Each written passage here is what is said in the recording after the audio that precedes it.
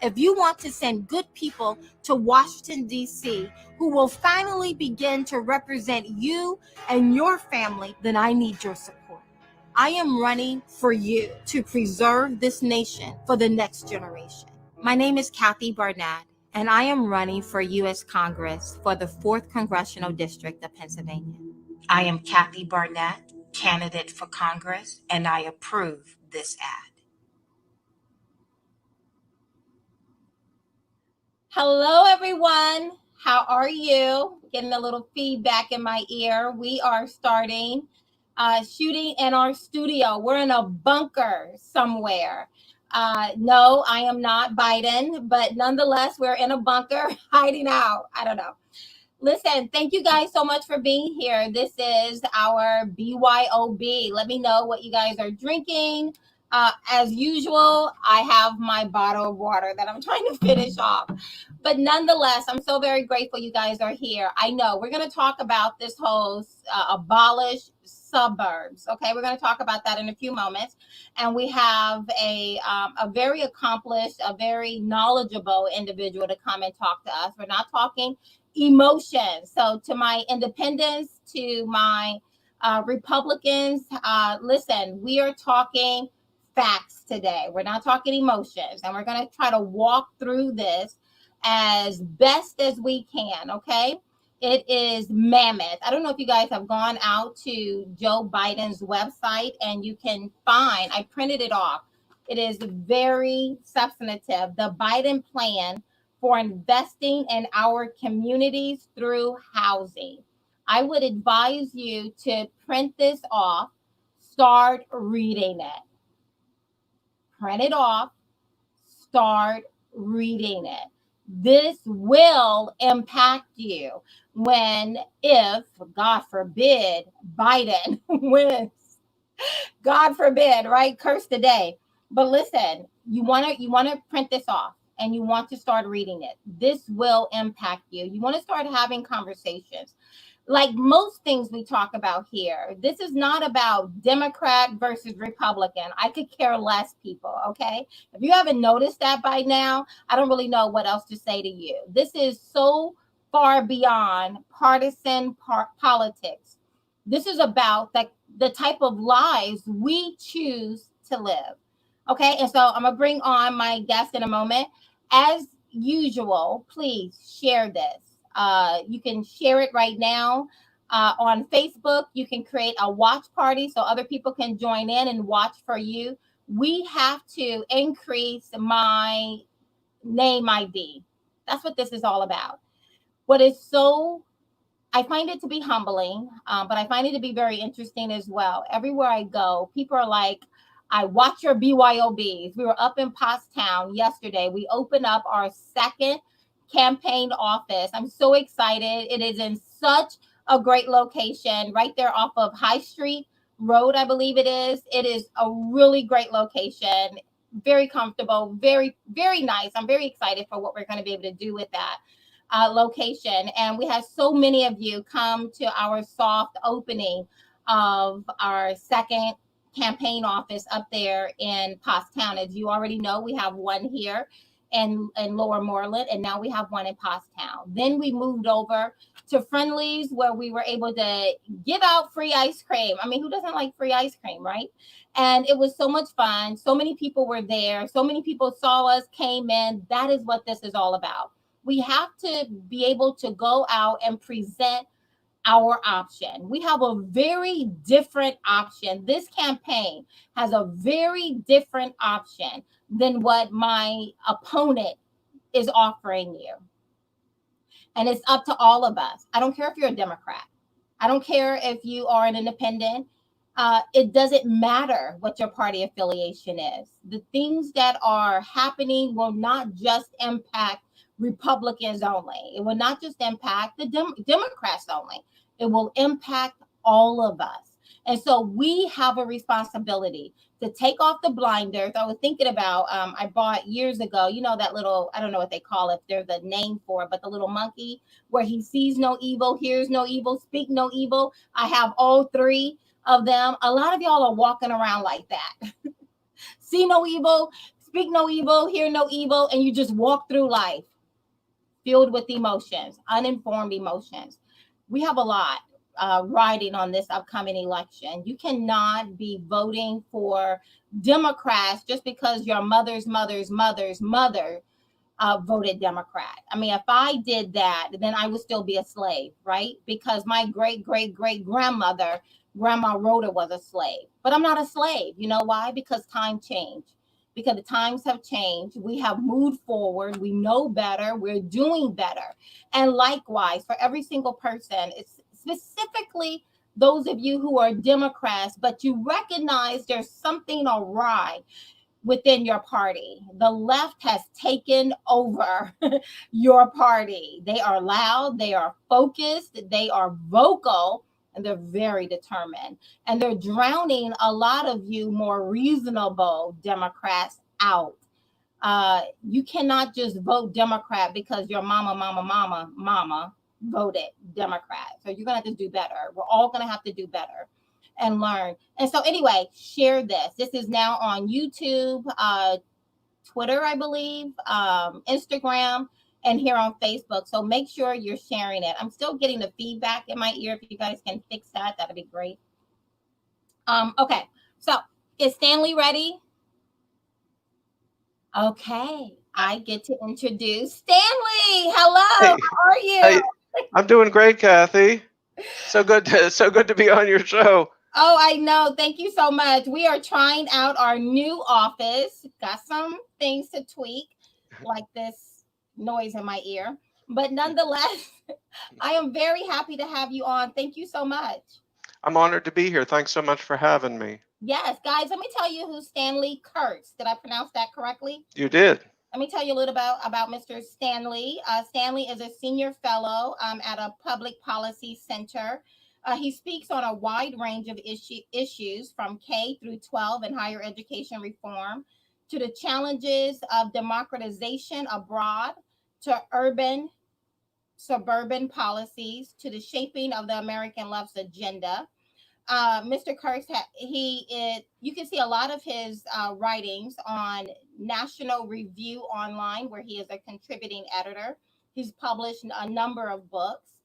And let me just say, Mr. Kurtz received his undergraduate degree from Haverford College and his PhD in social anthropology. I love the study of anthropology from Harvard University as a layman person, of course, so don't quiz me on anything. He later taught at Harvard, winning several teaching awards for his work in a great books program. He was also Dewey Prize lecturer in psychology at the University of Chicago. And I could literally go on and on, but I'm not. Thank you so much, Thanks Stanley. so much for having me, Kathy. The one thing I want to say is that I'm here as an individual and not representing my think tank. And I'm delighted to be here to answer any questions you or your viewers have. Well, I'm very happy about that. So, guys, get ready to ask your questions. Team, get ready to put up good ones. You know, sometimes a troll may sneak in. Don't want to ask those, but nonetheless, this is for serious conversations. Can you turn that camera back towards me? This is for serious conversations, okay? Because again, this is going to impact all of us. And Stanley, I'm going to try to keep the commentating down to a minimum because I truly want you to help us walk through this. Okay? Absolutely. We are here talking about Biden's plan to abolish the suburbs. I'm going to just say it real plain and straight, just like that. Have you heard of abolish ICE? Abolish the police? Abolish charter schools, abolish borders. Now we have the Democrats' next plan for all of us.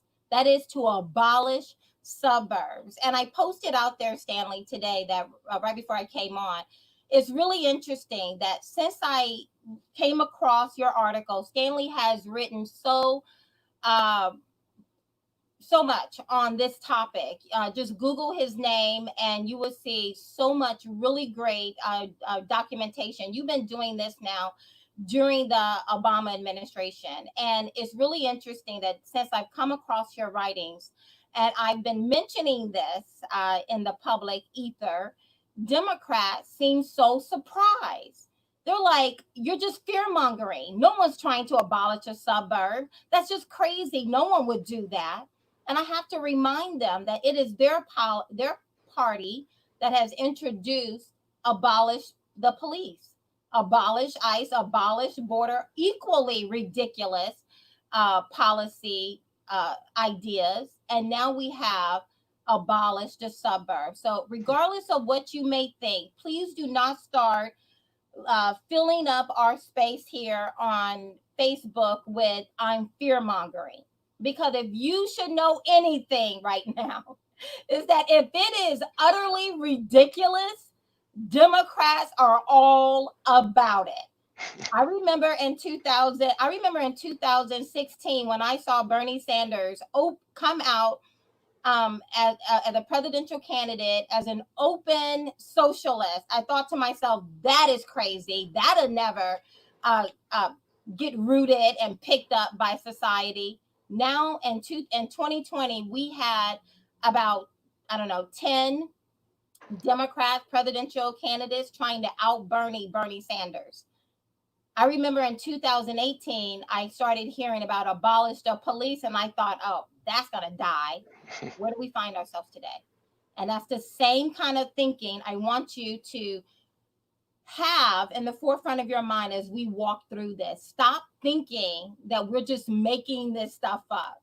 The Democrat Party has introduced even crazier concepts than what we're about to talk about now.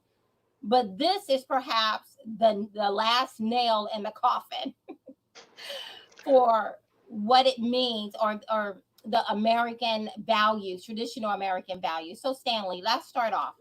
What are we talking about? When we say abolish the suburbs, what exactly are we talking about? Well, Kathy, the Democrats really want to undercut the political and economic independence of the suburbs. I first learned about this issue when I was studying President Obama's radical background. And the community organizers and the academics that he worked with really didn't like the idea of suburbs.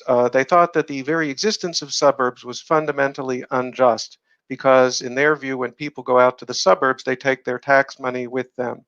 And that was seen as unfair to the cities. So they came up with a series of plans to try to change all that. And their initial plan was to have the cities actually annex their surrounding suburbs. And there was a fellow named David Rusk, former mayor of Albuquerque, who wrote a book called Cities Without Suburbs. Literally, cities without suburbs, meaning cities ought to annex their surrounding suburbs. So that is very literally abolishing the suburbs. Well, cities did annex suburbs back in the 19th century. New York and Chicago grew in that way, but pretty soon people realized that that was unjust. You shouldn't be able to take over a municipality without the consent of the governed. So some states developed laws forbidding that kind of annexation, and in other states it just became a political non-starter. And so, as a result, these leftists who didn't like the suburbs started coming up with a series of strategies for effectively annexing the suburbs. And what does that mean? Basically, there are three parts to the strategy. The first idea is to move low-income people out from the cities to the suburbs using a kind of housing quota. And then they tried to prevent people from moving out to the suburbs and maybe even get some suburbanites to move back into the cities by making it more difficult to drive, more difficult to repair highways, raising highway tolls, making it harder to park, trying to push people into public transportation. And then they came up with something called regional tax base sharing, which is a system we see. The only place it's been enacted right now is Minneapolis, St. Paul. The state of Minnesota forced all the suburbs around Minneapolis, St. Paul to kick in a large share of their tax revenues to a common pot. and that gets redistributed on a formula that sends a lot of that money back to the city. So if you move people from the city out to the suburbs, and you move people from the suburbs back to the city, and you redistribute suburban money to the city, then in effect you've abolished the suburbs. You've created a kind of region. You've undermined the independence of the suburban governments. And this regulation that President Obama promulgated at the end of the Obama-Biden administration, affirmatively furthering fair housing, is the name of the regulation. People refer to it for short as AFFH. And that regulation does a little bit of all those things. The immediate focus is on low-income housing quotas to move people out from the cities to the suburbs. But if you look carefully at the rule, there's material in there that will make it harder for suburbanites to drive and to park, and that will potentially also create that formal redistribution of money. So that's really what abolish the suburbs is all about. Of course, the Democrats don't say straight out, we want to abolish the suburbs. In fact, they don't do what they ought to do. If they really believe in all these policies, they should go to Congress and try to pass a law. But what they've done instead is to bury all these policies in a giant regulation that they do almost release almost stealthily. There's been no real public debate on this. That's why it's all such a surprise to everyone, because they know that the public won't accept it. And they read all of these policies back into the original Fair Housing Act, which very rightly tried to prevent and does prevent the lion's share of discrimination based on race or ethnicity in housing. Obviously, when people go to buy or rent a house, there should be no discrimination based on race or ethnicity or national origin or whatever. And HUD is vigilant about that. And that's what that original law is all about. It's not about making suburbs build high density, low income housing and then advertising that housing to people who live in the cities to bring them into your suburbs, so that in effect you're spending tens and even hundreds of millions of dollars on people who don't even live in your district. But that's what has been read into the law by this overreaching regulation, which is a typical example of sort of activist liberals trying to turn laws into something that they don't really mean. Okay, guys, listen, this is one of the benefits of live streaming, is that when this is over, you can go back and re-listen to this. Listen to what Stanley has just said. He has given us the beginning, the middle, and the end of how the Affirmatively Furthering Fair Housing Act work, what it is, how they will work, a little bit of the history of it. Now, Stanley, we're going to kind of break all of this that you said down, okay? So we're talking about the affirmatively furthering fair housing. I mean, Democrats are wordsmiths, right? I mean, how can you be against affirmatively furthering fair housing? And then they Sounds also great. use the buzzword inclusionary zoning, but apparently inclusionary zoning is not new. But what affirmatively furthering fair housing and accompanied with Cory Booker's transportation plan, it puts this abolishing the suburbs on steroids. So let's break it down a little bit. So we're talking about the affirmatively furthering fair housing. And essentially, it takes away, if I had to narrow it down, it federalizes local control over our zoning, how we zone. We're in Montgomery County. So if you're talking about Montgomery County versus if you're, as well as if you're talking about your local borough, if you're talking about Lower Moreland or Abington, it federalizes local control. And so now those at the local level become handcuffed to now carry forth the ideas or the vision of the federal government for our local area. Am I somewhere in the ballpark there? Oh, that's exactly it, Kathy. The only thing is, it's even worse than that in the sense that zoning is, you're absolutely right, that's the heart and soul of it. But that really, it will control a lot of aspects of development, where you build businesses and transportation hubs. Here's how it will work essentially. When Montgomery County applies for grants from HUD, they will have to fill out some gigantic forms. They'll have to list where everyone lives in Montgomery County by their income level, by their race, by their ethnicity, if they're near recent immigrants, their national origin, English language proficiency, handicap status, and then it's got to compare the demography of Montgomery County with the demography of the greater Philadelphia metropolitan Okay, region. now pause, Stanley, because that's huge.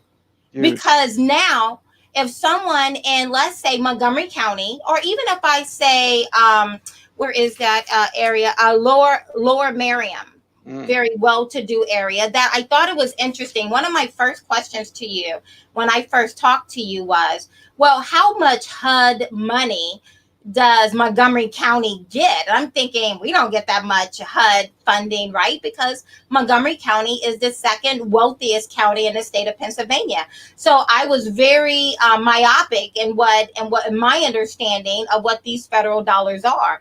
And in fact, let me just set the premise. For 2020, Montgomery County received $3.3 million of this funding.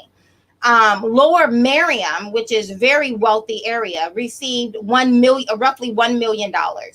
Abington received a little more than $800,000. Norristown received $864,000. Up there in Berks County, we have a little bit of Berks in District 4. Overall, Berks County received $2.4 million. So, in the grand scheme of things, probably not going to break the bank if we don't receive these monies so that we can keep local control. But let me just go, and I'll finish that thought in a minute. But let me go back to what you were saying, Stanley, because Philadelphia received $44.6 million in 2020. So Montgomery County received $3.3 million. Philadelphia received $44.6 million, right? So that means there's a lot of need in Philadelphia relative to Montgomery County. But when Montgomery County is making plans on how to develop our communities, Montgomery County cannot just look at Montgomery County and the demographics of Montgomery County. We will have to expand that circle to include Philadelphia. And as we all know, Philadelphia's demographic, socioeconomic variety is very different than Montgomery County, whether good, bad, or indifferent. I'm not assigning a value on that. I'm just saying it's very different.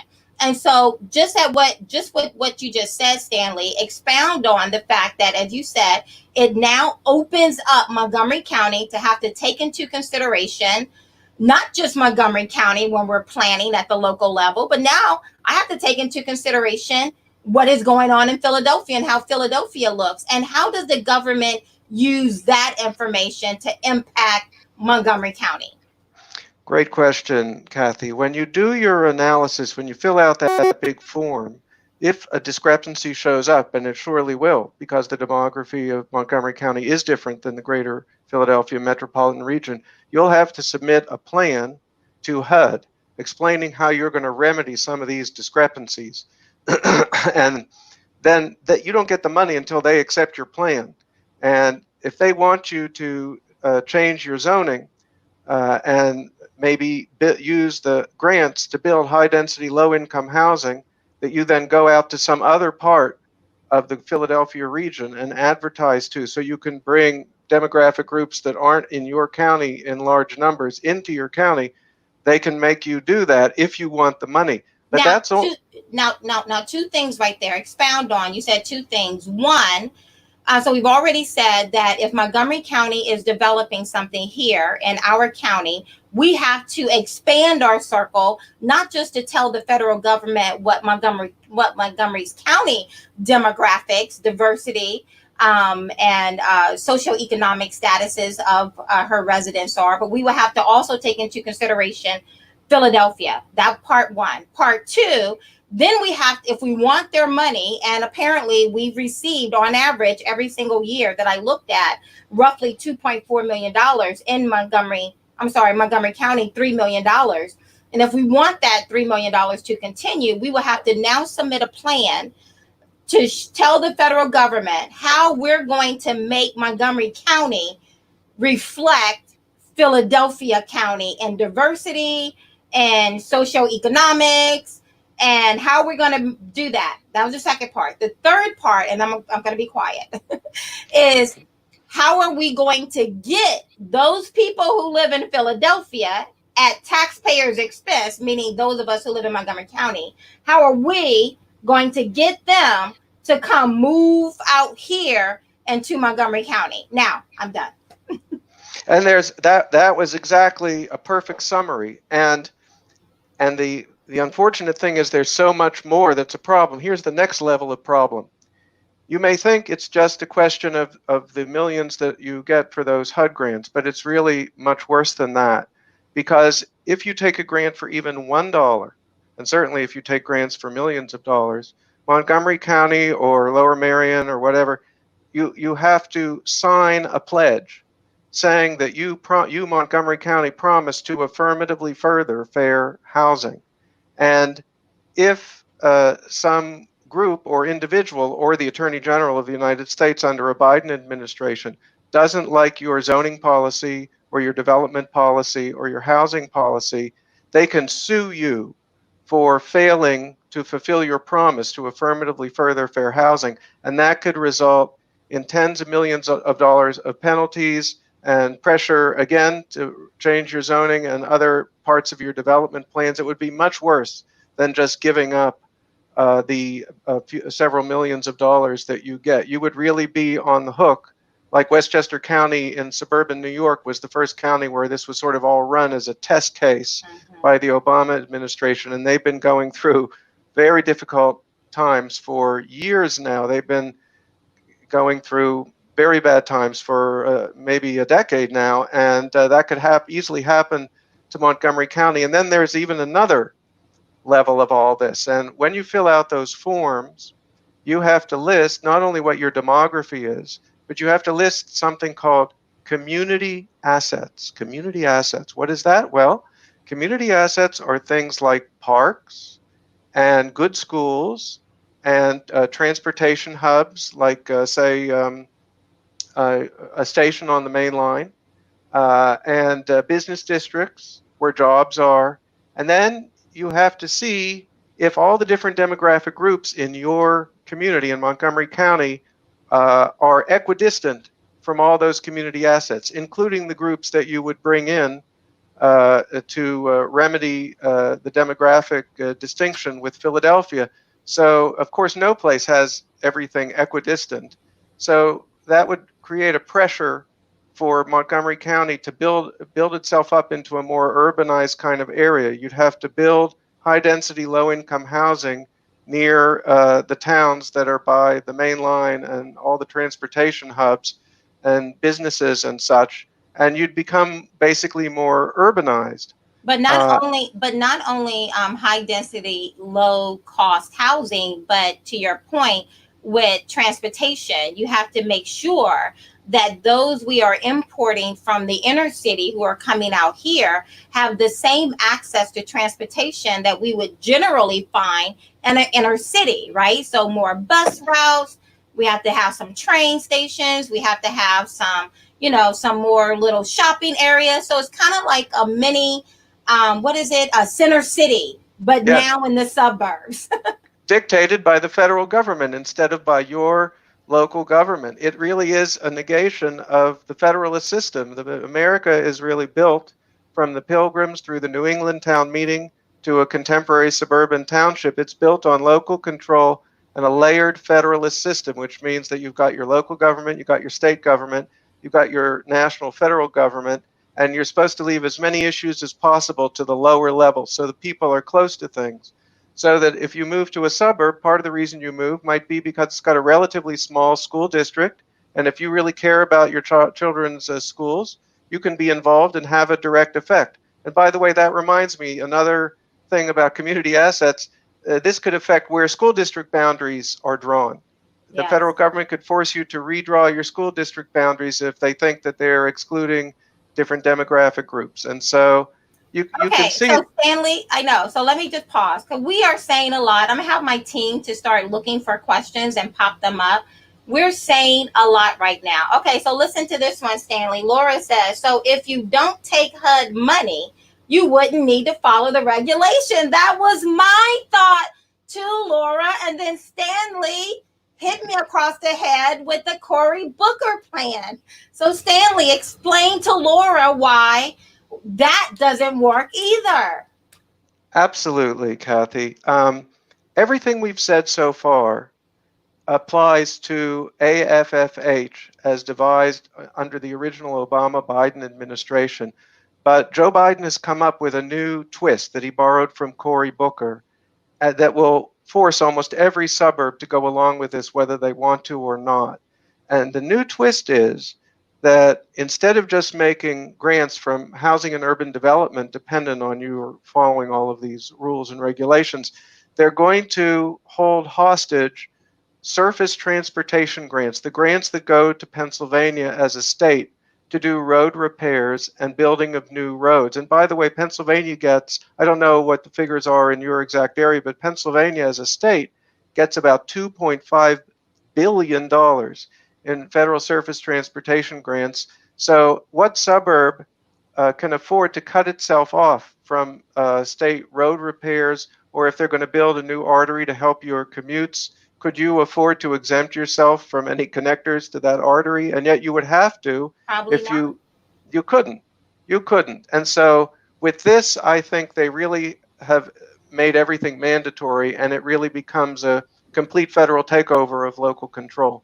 So are you guys beginning to see, and I would love for an independent to ask a question. Let us know, say independent, and then we'll know to go and get your question. Because I know you guys love policies. You're all about policies. And I love that because I too want to know what people are saying. I've always wanted to know that. So to Laura's point, I believe it was Laura, it is not as simple as Montgomery County saying we do not want HUD dollars, or specifically community development block grants, right? That falls under the AFFH, Affirmatively Furthering Fair Housing Act. So it's not as simple as Montgomery County saying, you know what, I don't want that, or Lower Merion saying, nope, we don't want the $1 million, we'll forego it, or Abington saying, nope, that's okay. Because now, just to make sure you comply, because everything is about control. If you haven't gotten that message yet from Democrat policies, you need to really focus and pay attention to what it is they are saying and doing on a daily basis. But just in case you want to exercise some self-determination in your local government, they have made sure you will not. And that is where the Cory Booker surface transportation block grants come in, because we would not be able to forego getting our roads fixed, or getting access to an artery that allows us to be able to get downtown or wherever else we may want to go. And so that is how they would seal the deal.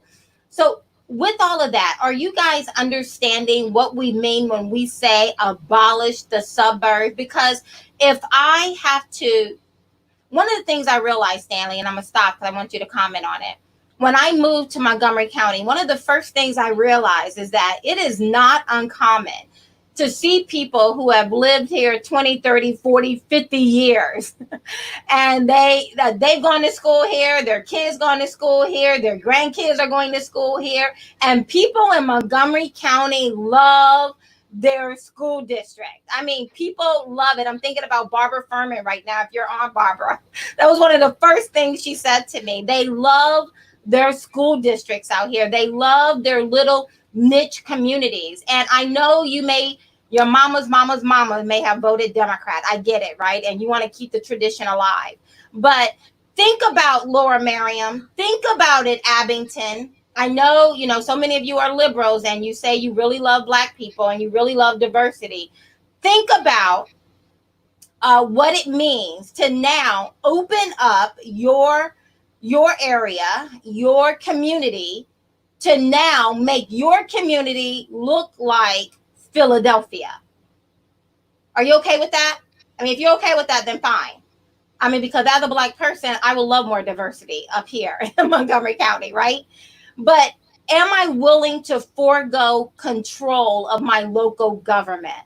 There's a reason why we have separations of power. Our founders were so schizophrenic about concentrating power into one hand. They wanted to make sure that power was diluted as much as possible, because when power is diluted, you and I have a better chance at living a self-determined life.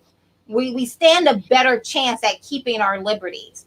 But what Stanley has just walked us through is the federal government federalizing local decisions. Now, ask your questions now. Do we have any more questions for Stanley?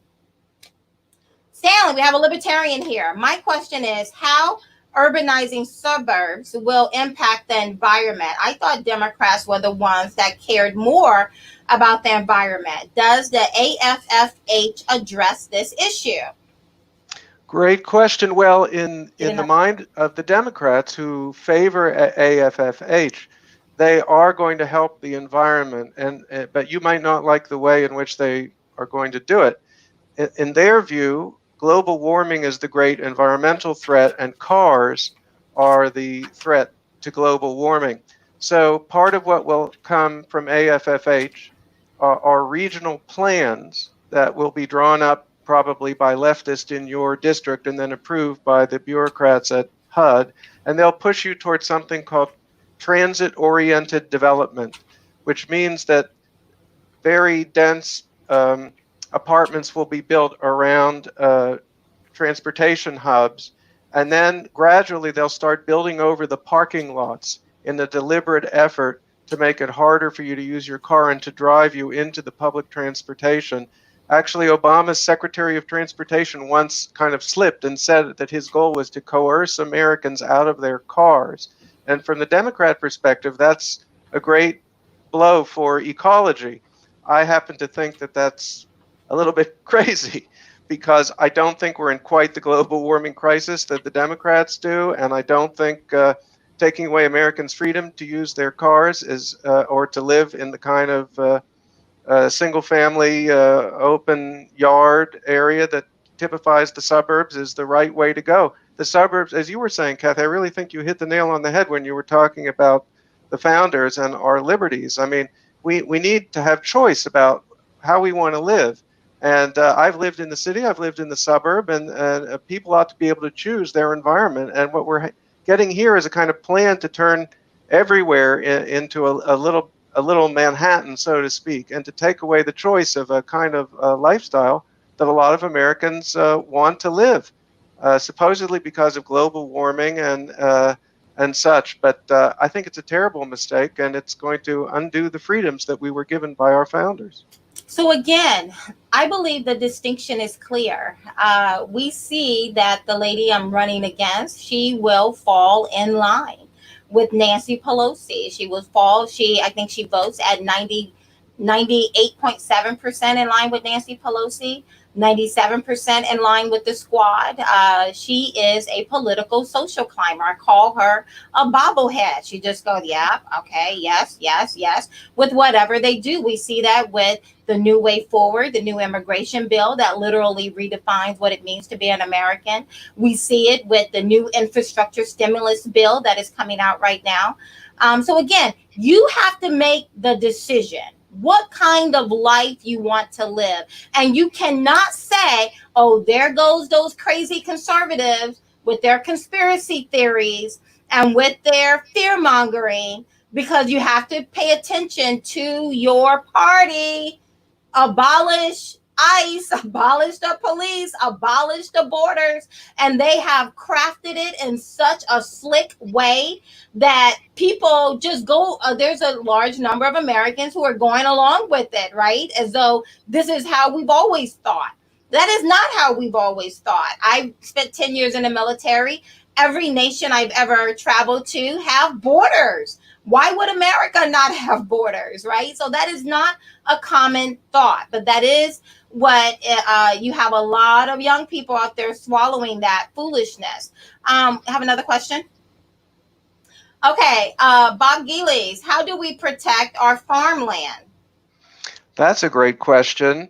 The philosophy of urban and suburban development that is built into AFFH and all of these other Democrat plans does have an impact rurally. I'll give you an example. There are certain liberal areas like Portland and Seattle that have done things called created development boundaries. They have drawn a boundary around the city that prevents any development in farm areas. Now, that's fine if you want to keep your farm, but if you want to sell your farm and plan to fund your retirement that way, or want to do any kind of development on your farm, you're prohibited from doing it. You lose your investment. And they put a development county in a development boundary around King County in, I think, Washington State, and it almost created two classes of citizens. You know, the rural people couldn't really sell or control or use their own land in the way that they wanted to. So again, if you fight AFFH and the larger planning strategies of these new urbanists that run the Democrat Party, you'll protect the freedom of rural people as well as suburbanites. Okay, do you have another question?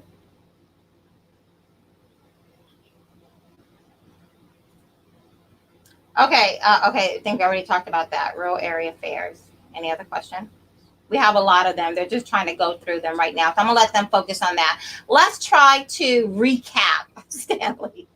Listen, I'm a homeschooling mama bear. I repeat things often because I've homeschooled my kids for the past 6 years. I taught as an adjunct professor of corporate finance.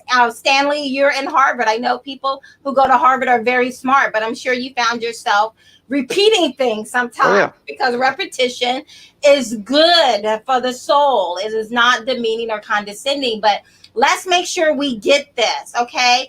And specifically, I'm talking to my more reasonable Democrats, right?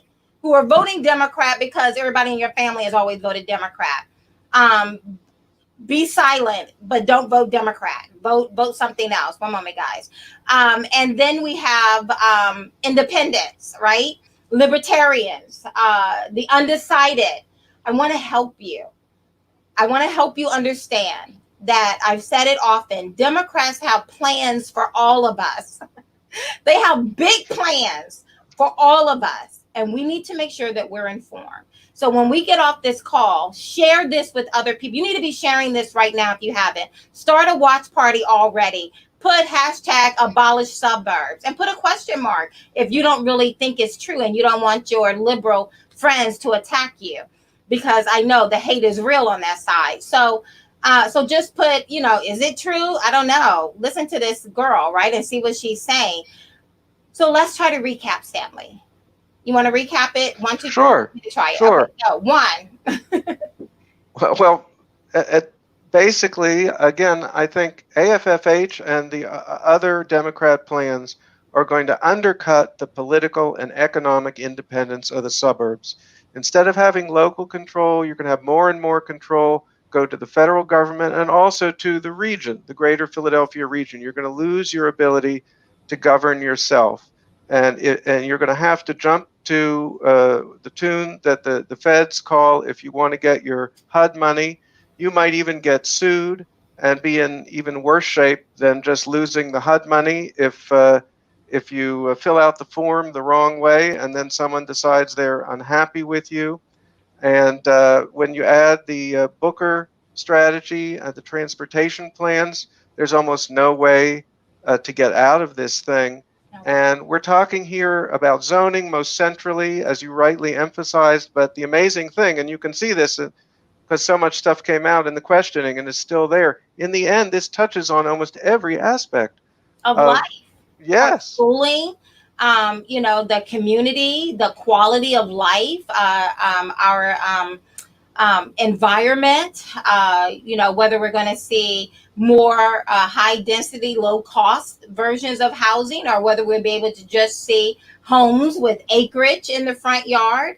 It impacts everything, right? And you and I talked about this. One of the a couple of differences that I've seen growing up in very impoverished areas that I've lived as a young child. And then moving into the suburbs. One of the things I realized about those who live in the suburbs, and very much so true here in Montgomery County, where people are born here, live here, retire here, and die here. People don't move away from Montgomery County very much. Everyone knows everyone around here. It is not uncommon for someone to open up their phone and dial their local commissioner. People know everyone. And I Right. thought that was so, it was something that caught my attention growing up from where I grew up. Well, we don't know anyone. Right? You don't know who's supposed to pick up your trash or who you call if your trash is not picked up when it's supposed to be picked up, or even zoning or any of that, right? You're just living your life, and that's one of the main reasons why inner cities look the way they do, is because there's very little to no accountability. No one knows anyone in the inner city. If I go to an inner city and just walk up to someone, if I walk up to 100 people and say, who is your commissioner? Do you have their number in your phone? It'll probably be, I don't know, maybe one person out of 100. But I tell you, I could go to 100 people here and 80% of them will know that person or know someone who knows someone, and they can call that person to get in touch with that person. And that is how you create accountability. If people's trash is not picked up out here on Mondays and Thursdays, you better believe somebody's head is going to roll on Friday. They do not play about how their community looks. So now imagine if all of that control is taken out of the local realm and now up at federal. I have people, my incumbent has been here for 2 years in this position, and I go all across this district, and people are asking me who have lived here their whole life, who am I running against? Because at the federal level, there's very little accountability. There's very little opportunities to interact with people. I think you put your finger on the deepest issue, Kathy. I really do, and it's this is the whole advantage of the America's unique system, federalist system, emphasizing local government, and that accountability is also tied to the spirit of liberty. Because if you know who's in your area and you can hold them to account, then that makes you more involved. That gets you active, and that's why Americans emphasize freedom and liberty in a way that people in other countries don't, because they got a kind of schooling through their local government. This became famous even 150 years ago when a famous French scholar came and found the New England town meeting. He was shocked because in France everything comes down from dictates from Paris, and he saw these people in the New England town meeting running the school, running everything, and he was absolutely shocked. And he says, this is the greatest thing about America. And so that's And we what's have really that, all, yeah. like that interaction and accountability. Two other quick points, then we're going to go back to question. One, it strikes me that here we have white liberals once again thinking they know what the solution is and what Black people want. I know a number, y'all know I'm Black, so I know a lot of Black folks. I know a lot of Black people who live in the inner city, and they actually, there's a number of people who love their community, just like people here in Montgomery County have been born here, live here, die here, all of that. Likewise, there, they know every inch of their city and they love it. But once again, here we have mainly white liberals, white and Black liberals, thinking they know everything. And I'm going to exercise my superior knowledge to tell you what you want and then to force you to comply.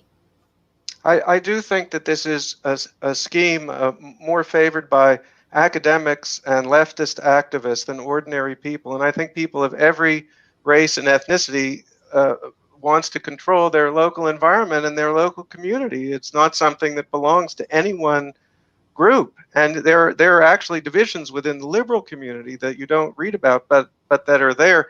There are a lot of people in the cities who say, well, we don't want you to tell us where to move. We want you to, help us fix up our community Yeah. because we like living where we live. And some people want to move, some people want to stay. But this scheme is more of an elite idea, I think, than something that ordinary people of any race or ethnicity favor.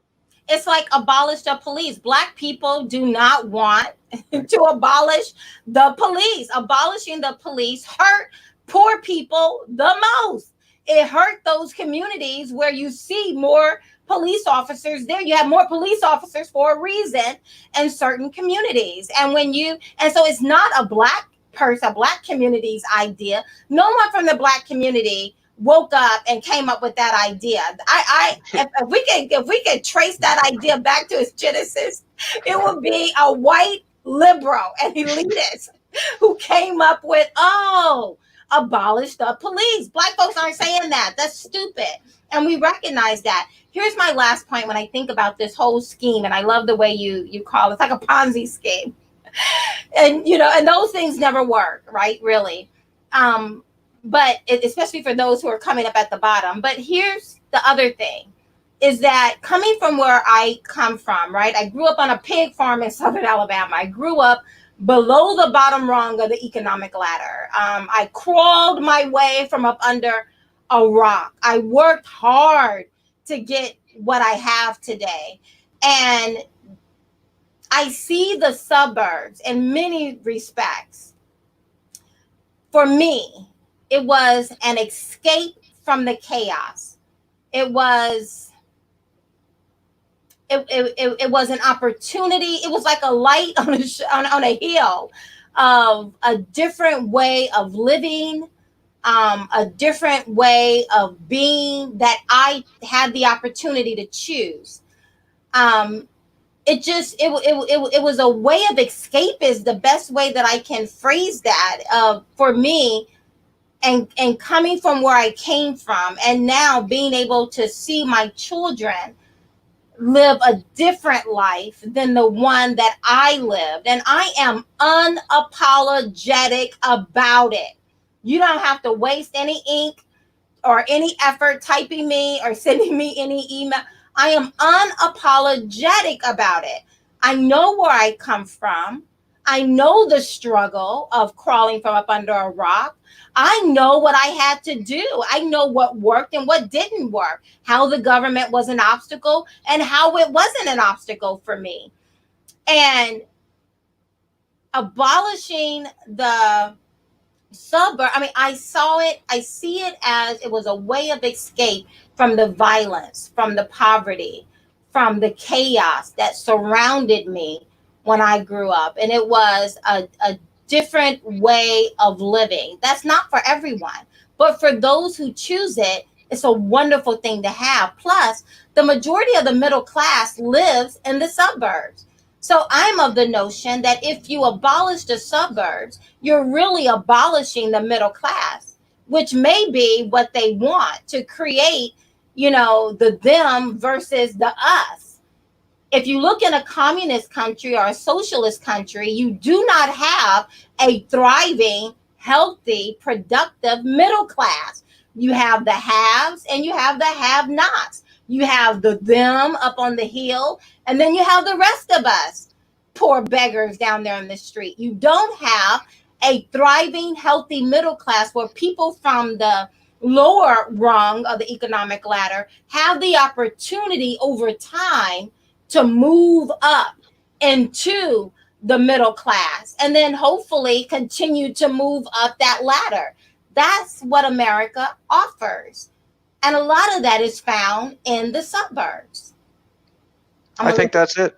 Yeah. You're describing the American dream, Kathy, and what makes the American dream work is the sort of the discipline and the work that people do to get to that suburban place that they might prefer to live in. And I think these elites think that if you just take someone and plop them down in the suburbs, they'll become middle class. But what really makes you middle class is everything it took to work for the money that you got to afford the house in the suburbs and all the discipline that you went through. That's what brings the values to you, is earning it, so to speak.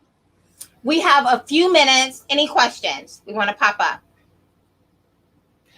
Barbara, how close will this happen if Dems control Congress, even if President Trump wins? Kathy, please share your thoughts about control of Congress. Okay, what do you think? If Trump wins the presidency but loses Congress, If he wins ultimately he get the veto, though, right? if he wins the presidency, he'll be able to stop all of this. But if the Democrats take control of Congress and the presidency, not only will you get everything that we've discussed today, but it will all be worse because they're going to pass it all as laws, or at least a lot of it, and a whole lot more along the lines of these theories about how people should live on this topic and many others. But they'll probably write it all into law, very radical laws, if they control everything.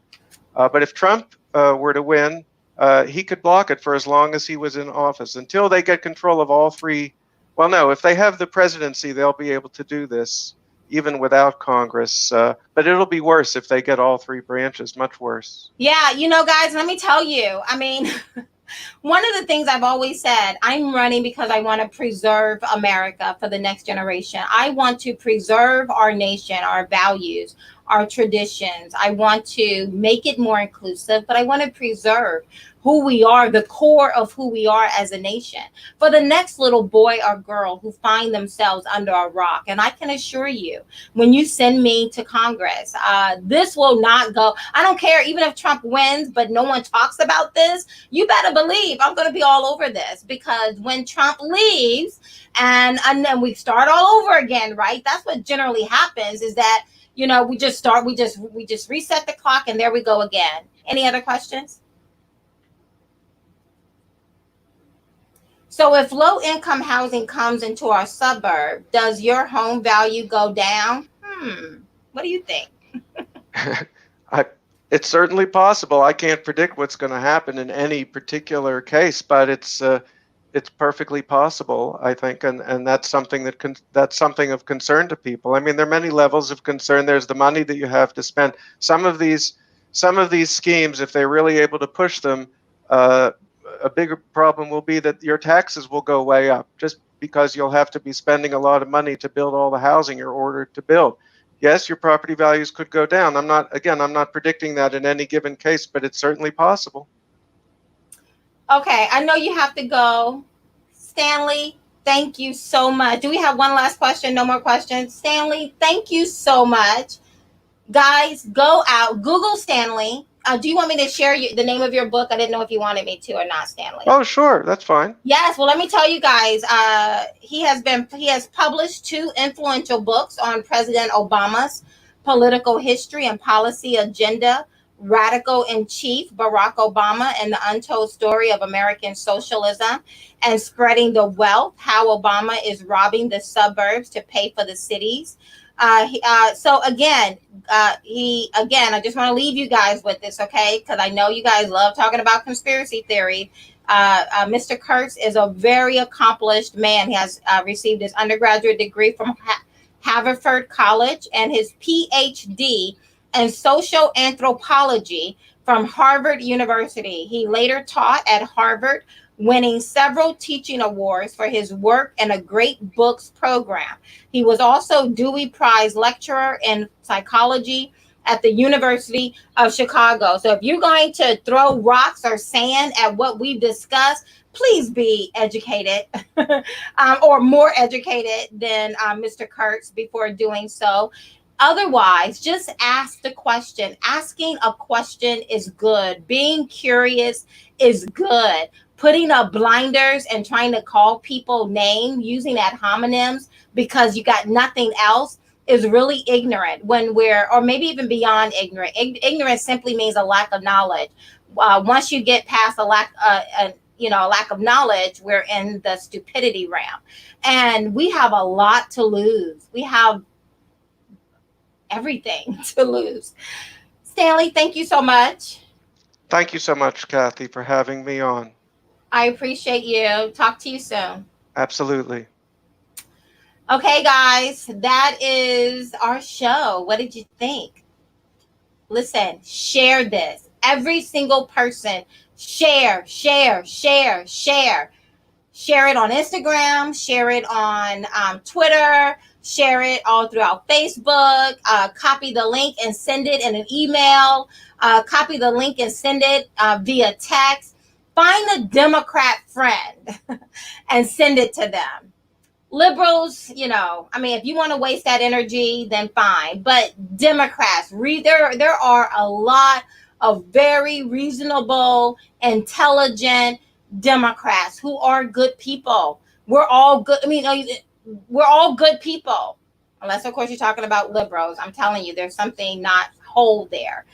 But for the Democrats, this is your party. Abolish, abolish, abolish, abolish, and now abolish the suburbs. We're not making this stuff up. I am not fear mongering. This is real. And when we get to October with the mail-in ballots, and then November with the November 3rd on election day, you need to make a decision with your eyes wide open, because it will have lasting effects. We cannot lose definitely can't lose the White House, and cannot lose this seat. We cannot lose this seat. I will not be running again. This is it. We have to do this now. We have a chance to be able to rewrite according to what we believe is correct, right? And not based on what some elite in some university setting believe is true. So we're getting ready to close out. Thank you so much. Was there something you guys are trying to let me see?